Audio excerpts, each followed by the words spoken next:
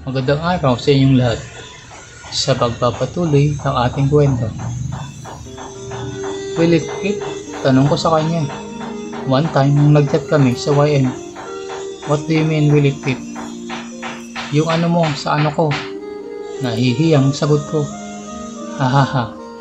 I'm sure it will. I don't know at first but eventually you'll enjoy it. And promise I will be gentle. Assurance niya sa akin. I don't know, Ernie. Baka mapunit ang pagkababae ko niyan. Sabi ko sa kanya, don't worry, Cecil. I'll be gentle, I promise. Pasiguro nito sa akin. Let me think about it, Ernie. Sagot ko lang sa kanya. Come on, Cecil. It's been almost 2 months. Now, you are teasing me. Sabi nito sa akin na meron pang kakaibang sign sa sentence niya. Okay, sagot ko sa kanya. Okay, what? Balik na tanong niya sa akin. Okay na, gawin natin. Reply ko sa kanya. Wow! Really? When? Agad na reply niya. My husband is going to Laguna to visit his relatives with our son. So maybe we can meet that day, sabi ko sa kanya. Agad naman itong nag-reply. Okay, give me your cell number so that we can text and meet. Binigay ko ang cellphone number ko sa kanya at binigay niya din sa akin yung sa kanya at sabi, I can assure you, Cecil, you will not regret it. I will send you to heaven. Sabi nito at nagpaalam na ako sa kanya dahil lalabas na ako ng trabaho. Araw ng Sabado, nagpaalam ang asawa't anak ko na luluwas ng Laguna para dalawin ang pinsan nito na may sakit sa baga. Sigurado ka bang di ka sasama sa akin? Tanong ni Adolfo sa akin.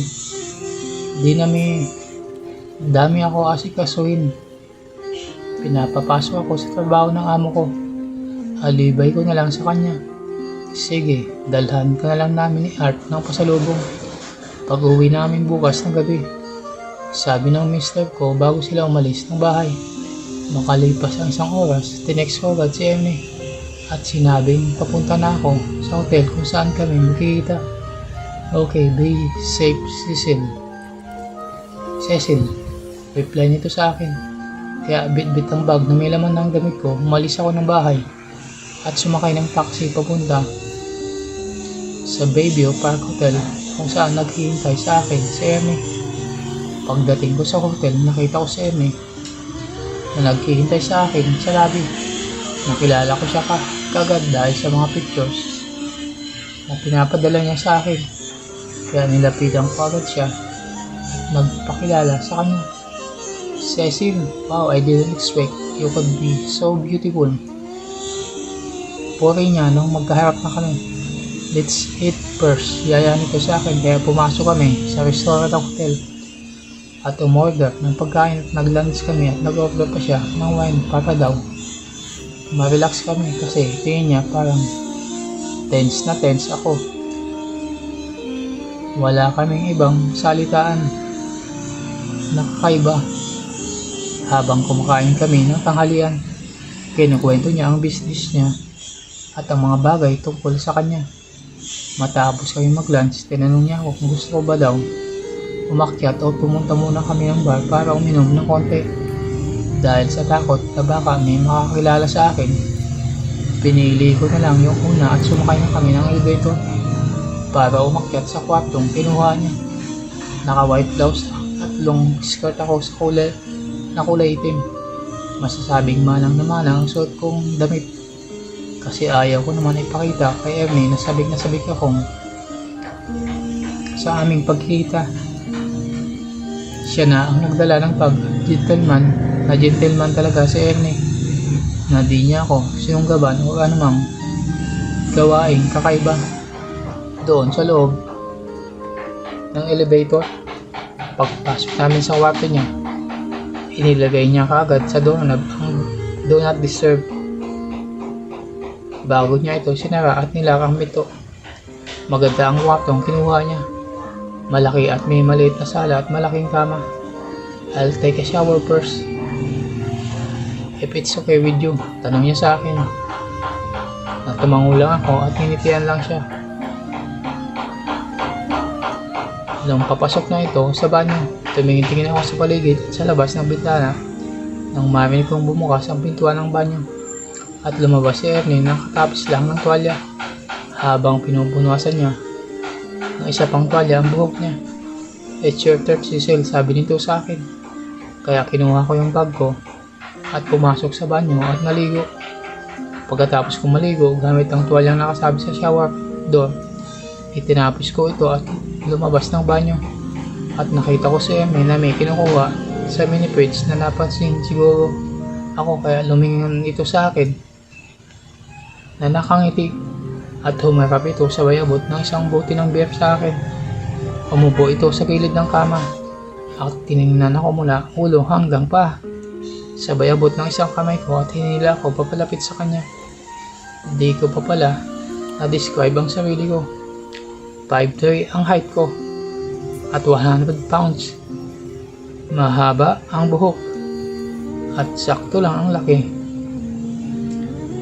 Sa aking hinaharap, di naman ako pangit at di rin maganda. Sabi ng asawa ko, nasa gitna daw ako.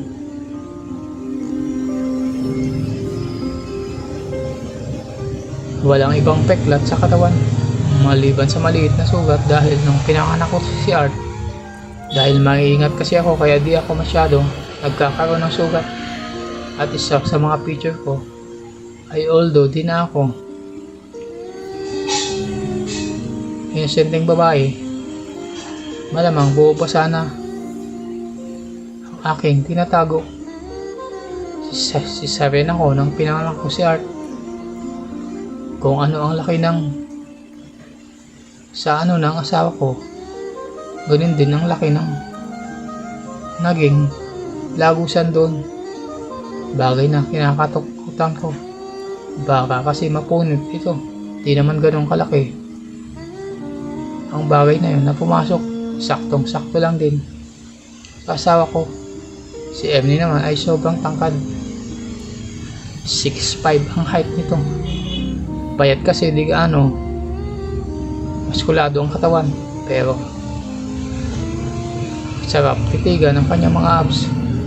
Pogi si Emily, sobrang tangos ang ilong. Bagay na nagustuhan ko sa kanya. Maliban sa mahabang kanyang tinatago, hinila niya ako papalapit sa kanya at pinaupo sa tabi niya at tinanong niya ako, "Are you ready?" Tango lang ay sinagot ko sa kanya. Kaya tumayo ito sa harapan ko at sabing, "Take off my towel, Cecil." Nanginginig pa ang kamay ko habang inaabot ang tuwalya niya. At nung natanggal ko na ito, usa itong bumagsak sa sahig. At nanlaki ang mga mata ko nang makita ko ang nakatago sa ilalim nito. "By the look on your face, I can say you are shocked," sabi nito sa akin. Nakangiti lang ito. Yeah. So big. I didn't expect that. Wow, yun lang ang sabi ko sa kanya. Natawa na lang ito sa reaction ko. "Don't be afraid. Please." Utos nito sa akin na nanginginig pa akong hinawakan gamit ang kanang kamay ko. Hindi ko akalain na ganun pala sa personal ang itsura. Dahil sa mga pictures lang nakikita ko ang bagay na yun. Akala ko kakayanin ko ng powers ko, pero ngayon parang nagdadalawang isip na akong mag-back out, pero nawawala namin ako sa sarili.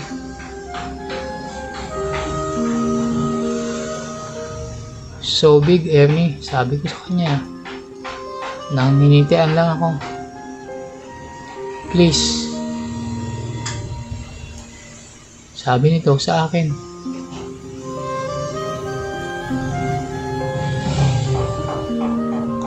I don't know if it fits, sabi ko sa kanya, dahil mali talaga ang aking bunganga.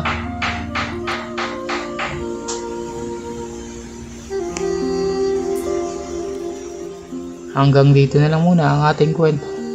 Kung nagustuhan niyo ang kwento sa araw na to, ay huwag kalimutan mag-subscribe, like, comment para updated kayo sa mga susunod pang mga videos. Hanggang sa muli, maraming salamat.